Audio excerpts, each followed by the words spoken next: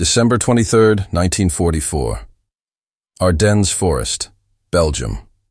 The world is silent beneath the heaviest winter Europe has seen in decades. Snow smothers the pines in white armor. The air is so cold that breath becomes fog and sound dies instantly. From the tree line, dark shapes move in disciplined lines. German infantry, bundled in frost-stiffened coats, stepping through powder that reaches their knees. They advance with quiet determination, believing surprise is on their side, believing the Americans are reeling, believing the Reich will reverse the tide of the war with one bold strike. Above them, clouds begin to thin. A pale sun pushes through the mist. On a distant ridge, U.S. artillery crews wait beside their 155mm howitzers, their faces red with windburn, their fingers numb but ready. They have orders to hold fire until the timing is right. No one speaks. None of the Germans know what is hidden inside those shells. A new kind of weapon kept secret even from most American soldiers. A single word passes quietly among the gun crews. VT. The fuse that doesn't miss. And as the German columns press deeper into the snow-covered valley, the silence is about to shatter, forever leading us into the story behind the weapon that turned the Battle of the Bulge on its head. The battlefield setting by. Late 1944, Nazi Germany was collapsing under the weight of a war it could no longer afford. The Allies had broken out of Normandy in the summer, crossed France with astonishing speed, and by September stood along Germany's western borders. The Siegfried Line, the once vaunted defensive wall, was battered but still defiant, buying Hitler precious time. Yet, for the soldiers of the United States Army, this illusion of German collapse fostered a dangerous belief that the end of the war was near. Units were exhausted. Supplies were stretched thin. Veteran divisions were pulled back for rest and refit, replaced on the quiet Ardennes line by inexperienced troops. The dense Belgian forests were considered a low-threat sector, a place to recover before the final push into the heart of the Reich. But Hitler saw opportunity where the Allies saw calm. He envisioned one final, decisive counterattack. A winter offensive designed to cut the Allied line in two, seize the critical port of Antwerp, and force a negotiated peace on the Western Front. If successful, it would buy time to focus all remaining resources against the Soviet Union in the East. He called it Unternehmen Wacht am Rhein. Watch on the Rhine. The plan required speed, secrecy, and surprise. All three seemed attainable beneath the thick Ardennes fog that endlessly blanketed the region. The weather grounded Allied aircraft, their most lethal advantage. Without air reconnaissance, German armored divisions moved undetected through the forest's winding roads. On December 16, 1944, more than 200,000 German troops, 400 tanks and assault guns, and thousands of artillery pieces smashed into thin American lines, stretched across 80 miles of rugged terrain. The U.S. front buckled. At Saint-Vite, American units were nearly overrun. In the center, the German 5th Panzer Army plunged toward the River Meuse, and in the south, the town of Bastogne became surrounded, turning into an island of American resistance in a sea of enemy armor. Chaos spread. Commanders struggled to understand the scale of what had hit them, and through it all, the skies remained shut. The U.S. Army had learned hard lessons in Italy and France. Air power could break any German attack before it reached American positions. But in the Ardennes, the fog erased the sun. Thunderbolts and Mustangs sat idle. The key to Allied battlefield supremacy was locked away behind clouds and ice. In those early days of the offensive, German infantry attacked in thick formations, waves of men advancing shoulder to shoulder, following their panzers through quickly captured positions. The Wehrmacht hoped that mass and shock would once again overwhelm the enemy, just as it had in the Blitzkrieg years. American artillery crews fought desperately to slow them down.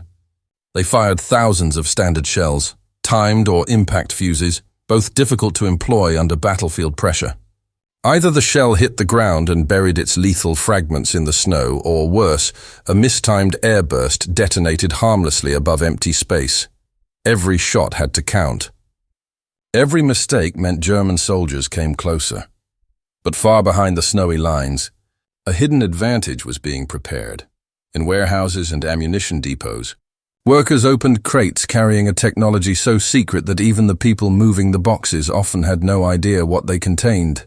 Inside were artillery shells, fitted with variable time fuses, later to be known simply as proximity fuses. They were the culmination of years of Allied scientific research, a marvel of electrical engineering miniaturized into a device that could sense its target and detonate at the perfect moment, not at a timer, not on impact, but in mid-air, just meters above the enemy. The effect would be catastrophic. Metal rain falling directly onto exposed troops, shrapnel spreading outward like a lethal cloud. Yet, at the start of the German offensive, this new weapon remained sealed away under strict secrecy. Only a handful of commanders were authorized to deploy it, and only under conditions where it could not be recovered and reverse-engineered. For nearly a week, the Battle of the Bulge raged without it. American forces were pushed back in several sectors. German commanders believed momentum, and perhaps fate, favored them. But as December wore on, a shift began to stir in the atmosphere. Barometers rose. Winds changed. The thick fog that had concealed the invasion started to clear. Sunlight returned to Belgium. This change in the weather would unlock more than Allied aircraft. It would unleash the full power of modern artillery science upon an enemy that still fought as if it were 1940, and so, in the bitter cold of late December, the German advance unknowingly marched toward a new kind of battlefield, one where the sky itself had become a weapon, one where death would fall from above with impossible accuracy, and as their formations gathered in snowy clearings and forest lanes, the secret fuse that would alter the battle forever was about to be loaded into American guns. The hidden technological edge to understand why the proximity fuse mattered so profoundly at the Battle of the Bulge. We need to step back, years before the snow and silence of the Ardennes, into the intense technological race that defined World War II. By the late 1930s, anti-aircraft gunners faced a brutal challenge, hitting a fast-moving target in 3 dimensions. Traditional artillery relied on 2 types of fuses. Impact fuses. Shells exploded only if they struck something solid. Against aircraft, this rarely happened. Timed fuses. Shells were set to detonate after a calculated delay, effective only if calculations were perfect. They usually weren't. The result? Tons of steel thrown into the sky, very little hitting anything. The British Royal Navy recognized a looming threat. German dive bombers and torpedo aircraft would tear capital ships apart if a better solution wasn't found. So, in utmost secrecy, British scientists pursued a radical idea, a fuse that could detect a target. This began the birth of the variable time, VT fuse, later known as the proximity fuse, a pocket-sized radar. The concept was revolutionary, a miniature radio transmitter placed inside an artillery shell. As the shell flew, it emitted radio waves. When those waves bounced off a nearby object, like an aircraft, the fuse sensed the change and triggered the explosion at the lethal distance. Not on contact. Not on a guess. But at the moment of maximum destruction, the engineering problem? Such electronics were fragile, and artillery shells endured 20,000 Gs of acceleration when fired. That's like slamming into a brick wall at hypersonic speed. Most devices shattered instantly during early tests, but persistence reshaped the impossible. American manufacturing entered the scene, particularly companies like RCA and Raytheon, and with U.S.-British technical cooperation, engineers miniaturized vacuum tubes, strengthened wiring, and shock-proofed the assembly. It became one of the most complicated devices mass-produced during the war. In 1942, naval gunners in the Pacific began using the VT fuse. The effect was immediate and devastating. Japanese aircraft fell from the sky in numbers never before seen. Kill rates more than quadrupled, but there remained one terrifying risk. If a dud shell landed in enemy territory, the Germans could recover it, copy it, and completely nullify the advantage. Thus, the U.S. military imposed one of the strictest security controls of the war. VT fuses would not be fired over land, only above the ocean, where unrecovered duds could sink into the depths. Europe, for 2 long years, was denied the weapon that could have changed entire campaigns. The desperation of 1944 autumn, 1944. The Western Front stalled along the German border. Supplies strained as Allied attention split. Monty fighting for the Rhine bridges, Patton lunging toward the Saar. Meanwhile, the Luftwaffe was a shadow of its former power. American air superiority ruled the daylight, yet the Germans still had one last card to play, striking where Allied strength looked weakest. As Hitler plotted his winter counterstroke, American leadership quietly faced growing concern. If the Germans somehow regained initiative, the Western Front could collapse into chaos. It was then, as the Ardennes offensive erupted, that U.S. commanders reconsidered the strict rules surrounding the proximity. Views that American forces were being pushed back. Bastogne was encircled. Aircraft were grounded by storms. The risk of a German breakthrough outweighed the risk of German scientists discovering the fuse's secret. Senior commanders, including General George S. Patton and Lieutenant General Omar Bradley, began advocating for deployment. The order was given. VT fuses would be released for emergency combat use over Western Europe, but conditions had to be perfect. Shells must detonate mid-air or be fired deep enough into German formations to ensure unrecoverable destruction. Artillery depots raced to distribute the new ammunition. Crews received quiet briefings, instructions brief, expectations monumental. The men handling the shells often whispered among themselves. What's different about these fuses? Why are they guarded by MPs? Why are officers watching us load them? The answers would come soon, in explosive clarity. The stage was set. By December 22, 1944, the German advance reached its zenith. Fuel shortages, snow, and stiffening resistance slowed their ambition. Yet during that moment of maximum danger, the clouds finally broke. American spotter planes soared once again. P-47 Thunderbolts hunted panzers. Artillery observers could finally see, and the new fuse, silent, unseen, unknown, waited inside steel shells stacked along every American gun line from Elsenborn Ridge to the frozen crossroads of Bastogne. What happened next would prove that the fate of battle sometimes hinges not on numbers, not on bravery alone, but on a tiny circuit hidden inside a piece of metal. The Germans had no idea that their tightly packed infantry formations, their favored method for winter advance, had become the most vulnerable target imaginable. Because now, American artillery could detonate death in the air, directly above them. And as the first proximity-fused shells were rammed into howitzers and breaches slammed shut, the weapon that would redefine the Ardennes was about to speak. Artillery revolution, a new geometry of destruction. Since the first trench lines of 1914, artillery had ruled the battlefield. It killed more soldiers in both world wars than bullets or bombs. But until late 1944, its lethality was often limited by guesswork. A gunner might have the range perfect, yet still miss the moment of maximum effect by several meters. When firing at infantry, a shell that hit the ground wasted much of its killing potential. Snow swallowed fragments like a cushion. Timed fuses required constant adjustments under fire, while German movements, chaotic and fluid, made precision nearly impossible. Enter the proximity fuse. It eliminated the need for perfect mathematics. It removed the guess. Instead of waiting to strike Earth, a VT shell sensed its altitude above the ground or the proximity of clustered troops, then burst overhead, transforming into a steel rainstorm. Each fragment became a tiny supersonic scythe, slicing laterally and downward, hitting heads, shoulders, exposed limbs, all the places unprotected by winter coats or foxholes. One American artillery officer described the result simply: every shot was the perfect shot. On the maps strewn across command tables, tactics evolved overnight. Artillery no longer supported the infantry. It preempted them. Instead of breaking defenses, fire missions shattered attacks before they began. The battlefield's deadliest ruler was no longer the tank or the machine gun. It was the air above the battlefield, weaponized. And German soldiers advancing in tight formations, ideal for command and control in forest terrain, unknowingly placed themselves beneath a suspended guillotine.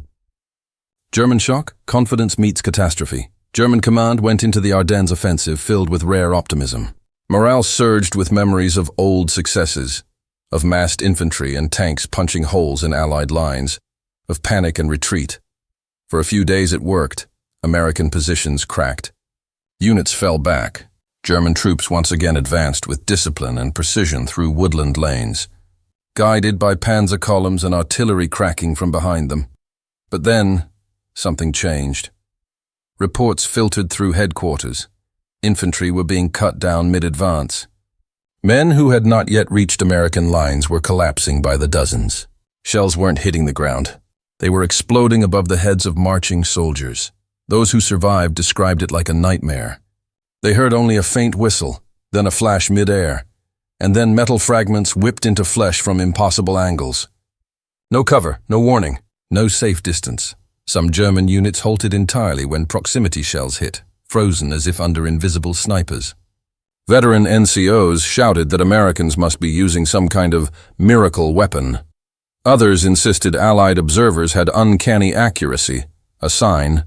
Many believed that God or fate had turned against them. Leadership struggled to respond. Radio operators begged for countermeasures, but there were none. Hitler had hidden this attack behind secrecy and forest shadows. But Allied science now exposed every formation in the open. "Spread out!" became the command shouted until voices cracked. Camouflage and spacing helped, but not enough.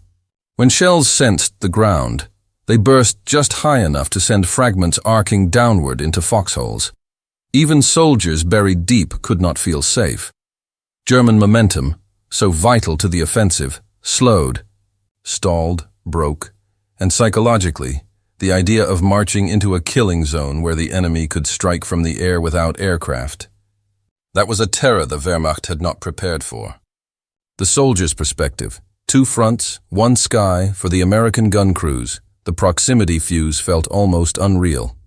Many learned what was happening only by watching through binoculars, seeing bursts appear at exactly the right height, watching enemy lines suddenly dissolve like snow under boiling water.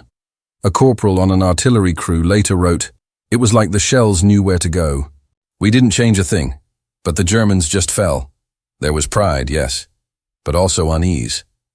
A weapon so efficient seemed almost too powerful.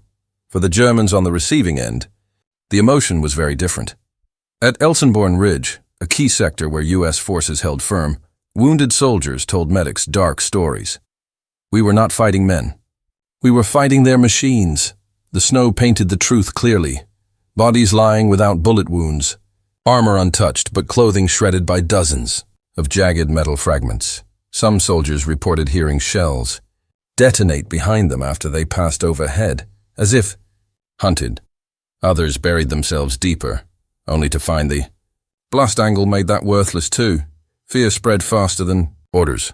When skies cleared and Allied aircraft returned, their situation worsened. The Luftwaffe could no longer protect them. Every open field, every road, every assembly area felt cursed.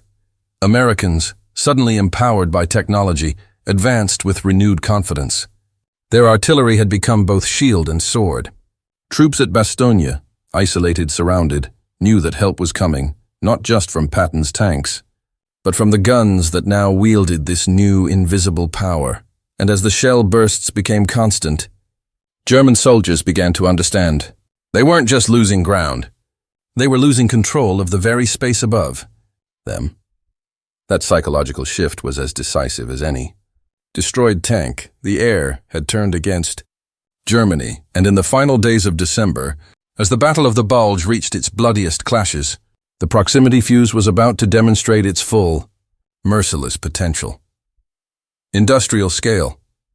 A secret born from factories and science warfare in the 20th century was no longer won only by generals and infantry. It was shaped in laboratories, assembly lines, and shipping depots. The proximity fuse was a victory of mass production as much as innovation. Inside American factories, thousands of workers, many women, assembled delicate miniature vacuum tubes with the precision normally reserved for radios or laboratory instruments.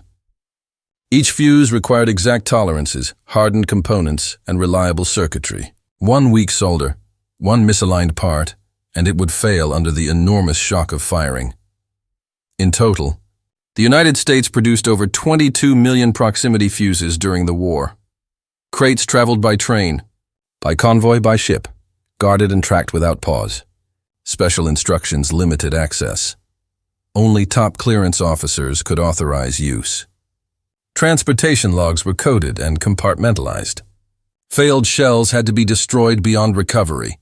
No fuse was ever allowed near enemy hands. A single lost shell could hand the Germans the key to decoy countermeasures, forcing the Allies to rewrite their approach entirely. The burden of secrecy weighed heavily on commanders, who knew that every shot must justify the risk. As the German offensive surged toward its peak, the Allied logistical machine worked with frantic precision to ensure that VT shells arrived at the right guns, at the right sector, at the decisive moment. This wasn't just artillery innovation. It was the industrial might of a nation weaponized. Psychological warfare. When fear falls from the heavens, warfare is not measured only in casualties. It is measured in what the living choose to do next. When visibility improved and proximity shells began bursting above German troops, panic became a tactical factor. Soldiers who once advanced boldly across open ground now crawled, scattered, and froze. Officers struggled to coordinate maneuvers. A dispersed formation is safer, but harder to control. Messages intercepted later revealed pervasive dread. Their artillery can see us even when the sky is blind. Superstition resurfaced among hardened veterans. Some believed the Americans had installed hidden observers in the trees. Others swore the shells were guided by aircraft invisible above the clouds. The sound, a sharp crack in the air, brought heads down instantly. Even uninjured soldiers became psychologically pinned. For the Americans holding Bastogne, a place where every shell mattered, the effect was dramatic. As German infantry gathered for attacks through the snow, VT bursts tore them apart before they reached the town's perimeter. One paratrooper wrote, "They came howling. They left crawling. Fear is contagious, and it undermined the momentum Hitler believed would carry his offensive to Antwerp." Commanders who needed to press forward with speed now hesitated. Knowing the road ahead might be covered by unseen death, the Luftwaffe, once the terror of the early war and could only watch as Allied artillery reclaimed the skies even while standing on the ground. Command decisions. Leadership in a technological war in the snowy chaos of December 1944. Battlefield decisions were made under crushing stress, yet discipline and clarity remained essential at the highest levels. General Eisenhower, Supreme Allied Commander, understood the stakes. If the German penetration widened, the Western Front might fracture beyond repair. He gave commanders freedom to use every resource available. General Omar Bradley, overseeing the U.S. 12th Army Group, grasped the weapon's importance at a glance. He advocated early for VT deployment, ensuring the fuse became a strategic asset, not just a technical curiosity. General Patton, racing northward with the U.S. Third Army to relieve Bastogne, demanded upgrades to his artillery to support the breakout. His staff ensured proximity shells moved with the spearhead, a logistical feat given the choking snow and enemy attacks. Their German counterparts faced harsher choices. Field Marshal Gerd von Rundstedt, technically in command of the offensive, realized within days that something had gone terribly wrong. He urged retreat to defensible lines. Hitler refused, insisting the offensive must continue regardless of cost. As tanks ran dry and infantry staggered, the new American firepower magnified every mistake. Leadership alone could not stop shrapnel from the sky. The fuse represented a shift. Wars were now being decided less by brute courage and more by the quiet calculations of scientists and the calm signatures of commanders who understood how to wield their inventions. The stage was fully set. German forces stretched thin and losing momentum. American artillery empowered by a secret weapon. Bastogne holding, clear skies empowering air and observation, and the proximity fuse, once guarded tighter than gold, was now a decisive instrument of survival. The next days would see its most dramatic and destructive test. The Battle of the Bulge was about to reach its cold, lethal turning point. The sky opens and the tide turns Christmas Eve. 1944. The sun returned. For the first time since the German offensive began, the Arctic gray skies over Belgium pulled apart, revealing sharp winter light that glinted off tank armor and frozen branches. Allied aircraft wasted no time. Thunderbolts and Typhoons swooped into action. The Luftwaffe attempted a resurgence, but their numbers were too few, their pilots too inexperienced, while the dogfights raged above. It was on the ground that the most decisive shift would occur. At Elsenborn Ridge, American artillerymen braced against the cold, loading fresh crates of VT-fused shells into storage bunkers dug beneath the pines. German units attempted repeated assaults here, knowing that if this ridge fell, their armored columns could pierce through and reach the Meuse. They advanced in dense waves, machine guns at their sides. Scouting terrain made treacherous by snowdrifts and hidden American lines. At 10:15 that morning, forward observers radioed in coordinates. On a ridge scarred with mud-black craters, the order was given: VT fuses. Fire for effect. Howitzers recoiled. Shells screamed. Before German infantry even knew artillery was inbound, explosions bloomed above them, perfectly timed bursts hanging in the air like sudden suns. Shrapnel tore downward, slicing into helmets and greatcoats. Snow was kicked upward in red plumes. Entire platoons simply stopped mid-step. Those who survived the first barrage sprawled into shallow depressions, yet safety was an illusion. When detectors sensed approaching ground, the fuses triggered at just the right height. Shell after shell burst like lightning. Cracking open the air, the German offense stalled. Instantly, an American spotter wrote that enemy soldiers dropped as if a scythe had passed through stalks of wheat, and for the Germans, disbelief rapidly became dread. Bastogne, surrounded but not beaten. Meanwhile, in Bastogne, the besieged crossroads held by the U.S. 101st Airborne Division, supplies ran dangerously low. Paratroopers fought frostbite as fiercely as the enemy. Yet morale remained unbroken. On December 22nd, when German envoys demanded surrender, General Anthony McAuliffe replied with one immortal word: nuts. It was defiance wrapped in absurdity, a refusal to submit even in encirclement. BT shells soon reinforced that attitude. As German infantry gathered for renewed attacks on Bastogne's perimeter, shells detonated overhead before they ever touched American foxholes. What had been desperate defense became confident resilience. Paratroopers watched stunned as attackers were devastated long before they reached the wire. One lieutenant recalled, "Our artillery was like a guardian angel above us. The siege tightened the German timetable, and VT fuses accelerated their failure." The killing ground in the north-north of Bastogne, near Büllingen and Krinkelt, the German 12th SS Panzer Division pushed ferociously against U.S. lines. Elite troopers, fanatical determination, tanks snarling forward through plowed snow. Under different circumstances, they might have succeeded. But as more VT ammunition arrived, American artillery packed tighter patterns more confidently, knowing technology would correct human error.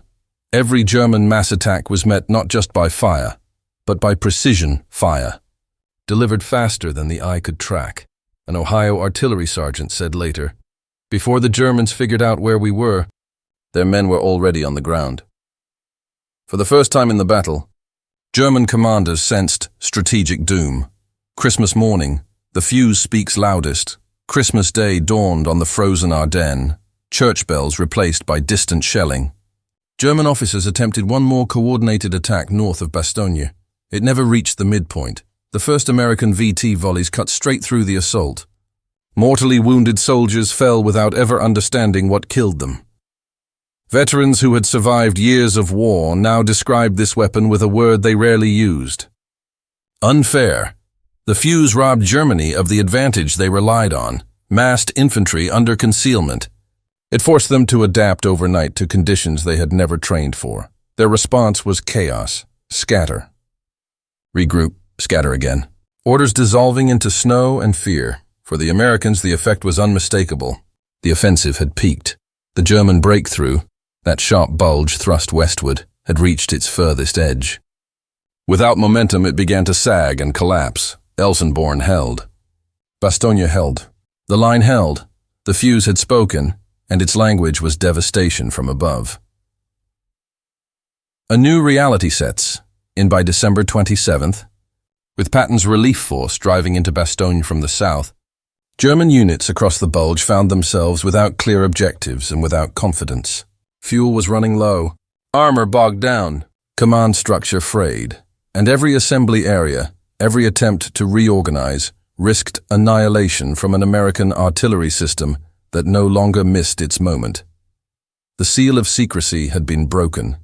The fuse was now an active participant in the fate of the war. Hitler's last gamble was beginning to die under a snowfall of hot steel. The point of no return had arrived, but its full consequences were still unfolding. The Luftwaffe's final fall and the collapse of the offensive as the weather cleared further. The Germans attempted to restore momentum with their most precious resource, aircraft. The Luftwaffe still possessed a handful of operational fighter bombers, FW-190s, Me-109s, and some battered bombers scraped together for desperate missions. Their orders: strike American supply depots, slow Patton, break Bastogne. But they faced a battlefield now hostile in every direction. American anti-aircraft guns had largely been idle during the early stormy days of the offensive. Crews remained on alert but with little to shoot at. Their fingers froze against triggers. Their radars searched the clouds but found nothing. Now, their time had come. Guns that previously relied on guesswork, filling the sky with flak and hoping for a lucky strike, now loaded proximity-fused ammunition. One burst near a wing, one near a tailplane, one anywhere close, and the aircraft fell. In reports collected after the battle, some anti-aircraft units saw kill rates increase by over 300%. Pilots described the sudden shift with dread, believing they were flying into perfect traps. By the end of the Bulge, the Luftwaffe had bled out its last operational strength. Unlike soldiers, pilots could not be easily replaced. Each one lost to a VT shell meant months of training downed in seconds. While the skies became deadlier for Germany, the ground offered no sanctuary either.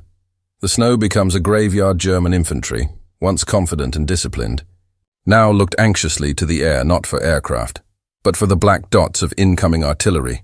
A single shell detonating overhead could take out half a squad. 10 shells could erase an entire company before its officers even registered the threat. American gunners refined techniques rapidly. Tree bursts, shells triggered to explode in forest canopies, sending razored wood splinters and metal shards downward like a meat grinder. Ground-sensing bursts, detonations just above foxhole depth to negate cover. Defensive curtains, layered fire zones that no formation could cross intact. One artillery officer explained, "We didn't just stop their attacks. We dismantled their will to attack. The Germans could not disperse enough to escape it. Narrow roads and deep snow forced bunching. Armor required infantry screens. Delays stretched their timetable to a breaking point. The Bulge, once sharp, began to shrink, visibly. Patton arrives. The lifeline reaches Bastogne on December 26th. Tanks from the 4th Armored Division clawed their way into Bastogne, breaking the encirclement. Exhausted paratroopers cheered. German officers realized the siege, a pillar of their offensive, had failed. Even then, the Germans attempted counterattacks to seal the pocket again. But now they were fighting against a roaring tide of artillery barrages, many with VT fuses ensuring each German attempt ended before contact. On the southern and northern shoulders, American defenders surged with new confidence. Lines that had bent but not broken now pushed forward, clawing back towns, crossroads, and ridges one frozen field at a time. Hitler's once grand plan, capture Antwerp, force Allied surrender on the Western Front, was dissolving into a grim retreat. His gamble had depended on speed. Speed had depended on weather. Weather had betrayed him, and the proximity fuse ensured there was no second chance. Brutal. Accounting of the turning point military analysts spent years debating what exact moment sealed the failure of the Ardennes offensive. Some point to the stubborn defense of Bastogne. Others cite the heroic stand at Elsenborn Ridge. Many credit Patton's rapid pivot north, a maneuver considered one of the greatest in modern warfare. Yet increasingly, historians agree on this. The moment the proximity fuse was unleashed, the attack ceased to be sustainable. Here were the undeniable effects: German infantry casualties spiked sharply. Casualty estimates suggest up to half of all wounds and deaths in later Bulge engagements came from American artillery. Attack cohesion collapsed. Spacing and concealment could reduce effectiveness, but not eliminate it. Luftwaffe irrecoverably crippled aircraft losses accelerated the shift of air dominance. American morale rebounded. Better technology gave soldiers psychological superiority. What Hitler had hoped would be his second blitzkrieg found itself blunted by invisible guardians above the battlefield.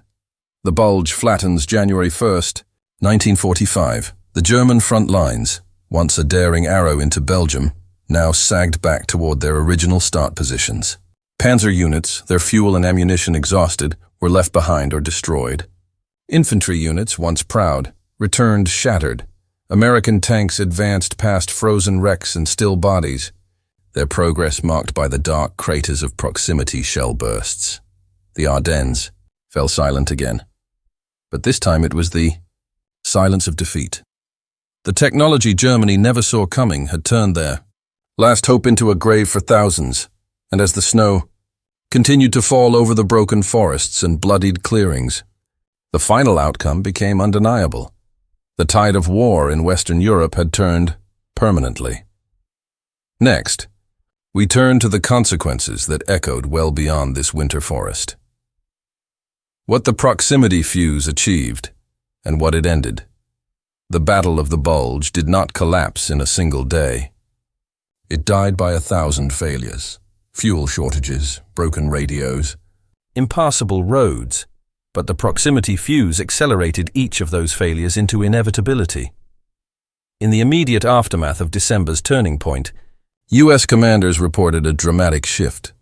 German attacks became smaller, less coordinated. Retreats began earlier and lasted longer. Casualties mounted faster than reinforcements arrived. The Germans had launched the offensive with an enormous investment, 200,000 troops, C-400 armored vehicles. More than they could afford to lose, and lose they did. By early January 1945, nearly 100,000 German casualties filled the snowy forests and makeshift field hospitals. Most historians attribute a major share of those losses to American artillery. A senior German officer, interviewed after the war, admitted bitterly, "Their guns defeated us. Their airplanes merely hunted the survivors." Elsenborn Ridge, the northern anchor of the Bulge, became legendary among military scholars. It was the only sector of the U.S. line that never broke, despite repeated attacks from elite panzer divisions. Why? Because VT shells made every German massing area a death trap. Analysts reviewing battle logs found astonishing kill ratios. Some artillery units reported over 90% of German infantry and forward assaults neutralized. Munitions efficiency doubled, fewer shells, more effect. Speed of response increased, targets destroyed quickly. These numbers might sound abstract, but their impact was simple. American soldiers stopped dying in large numbers. German soldiers did not. A last desperate strike. Operation Bodenplatte. Hitler's frustration boiled over on New Year's Day. 1945. He ordered Operation Bodenplatte, a massive Luftwaffe attack against Allied airfields across Belgium and the Netherlands.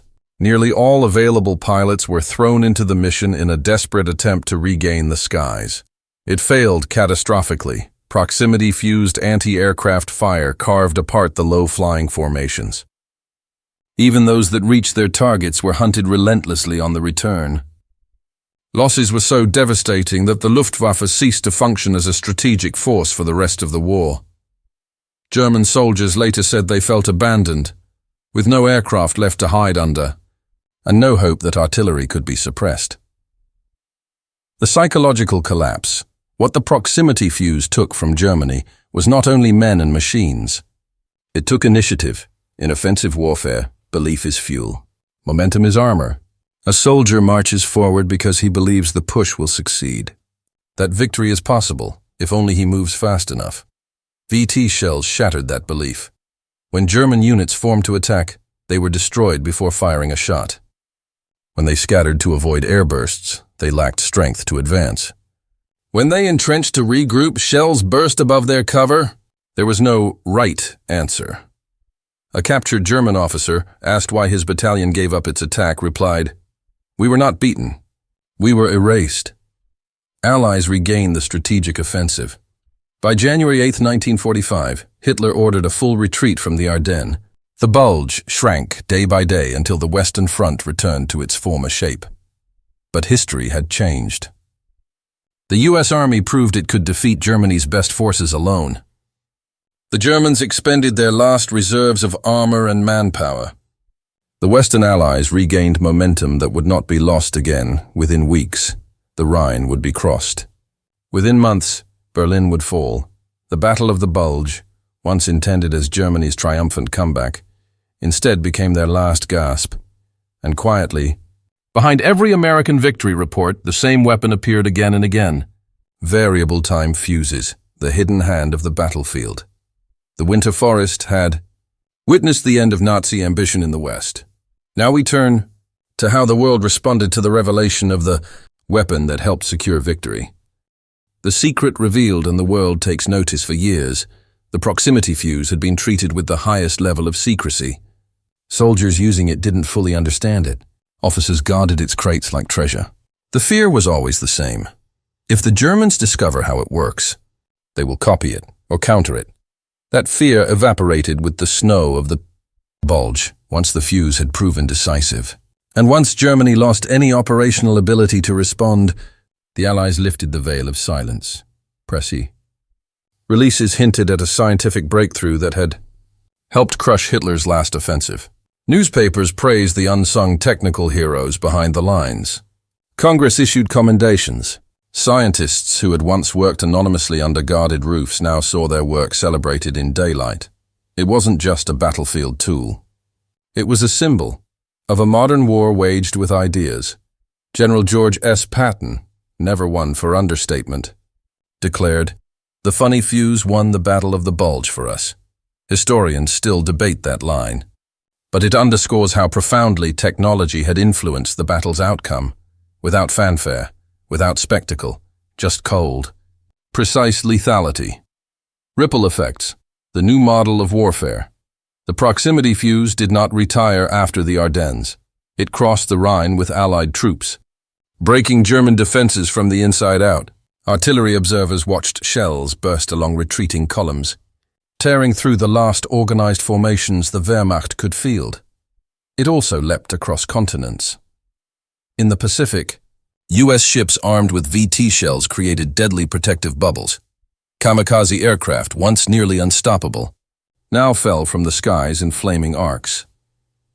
Japanese air power, like Germany's, dwindled into extinction. Artillery doctrine itself changed permanently. Before VT fuses, gun crews often fired thousands of rounds for diminishing returns. After VT fuses, each shot weighed heavier in strategic value. Commanders could shape battlefields with new precision, destroying ambushes before they formed, breaking attacks before they launched, protecting infantry with invisible canopy fire. The battlefield's geometry had changed, upward. The enemy admits defeat by innovation. After the war, Allied intelligence scoured German facilities to see if the enemy had worked on similar fuses. The answer was reassuring. They had tried, but failed. Miniaturization had defeated them. Industrial chaos had crippled them. Time had betrayed them.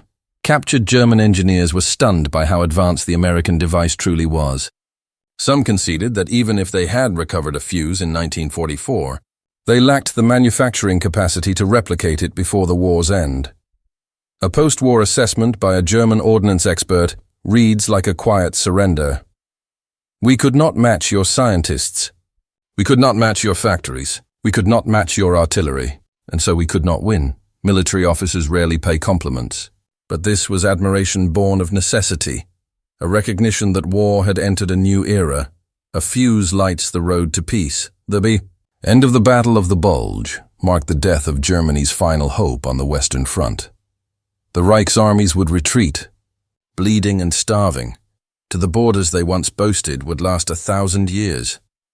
In reality, they had 4 months left, and while thousands of factors contributed to the Allied victory in World War II, few were as decisive and quietly transformative as the proximity fuse. It didn't roar like a tank. It didn't soar like a fighter plane. It didn't march like a soldier. Yet it stood at the crossroads of science and survival. With every perfectly timed burst, it shortened the war. With every shattered attack, it saved American lives. With every German defeat, it pushed Europe closer to liberation. Technology, for once, had swung the sword of justice. The last Nazi offensive had been broken by courage, but finished by ingenuity. And as we step away from the numbers, the casualties, and the statistics, one question remains. What does it mean when victory is delivered by something so small it fits in the palm of a hand?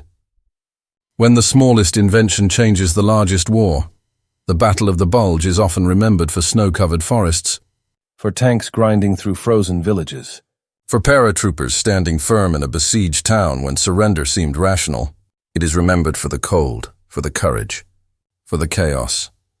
But history has a quieter truth at its core. Sometimes the most decisive weapon is the one no one sees. The proximity fuse was not forged with heroism in mind. It had no face, no stories, no photographs pinned in soldiers' pockets. It was a simple device, circuits and wires wrapped in steel, built by workers whose names never appeared in textbooks. Yet it changed the course of a global conflict. It turned artillery into a thinking predator. It made every shell a calculated strike. It gave armies trapped by weather a power that pierced the clouds. In the Ardennes, where men froze and bled for ground measured in yards, that invisible math mattered. Every attack stopped before it reached friendly lines meant fewer young lives lost. Fewer letters home with terrible news. The Germans had gambled everything on the belief that boldness could outrun technology. They were wrong. A fuse, and just inches long, helped end their last hope. It is easy to forget that wars are not only battles of bravery, but battles of brains. The quiet work of engineers and factory hands can tip the scales where courage alone cannot. As spring came to Europe in 1945, victory advanced behind cannons loaded with inventions that defied old rules. The soldiers who walked home did so because unseen minds had protected them with silent precision. That is the legacy of the proximity fuse. Not the destruction it caused, but the lives it saved by ending the fighting sooner. In the end, history often turns on the smallest hinge. In the Ardennes, that hinge was a fuse, and it changed everything.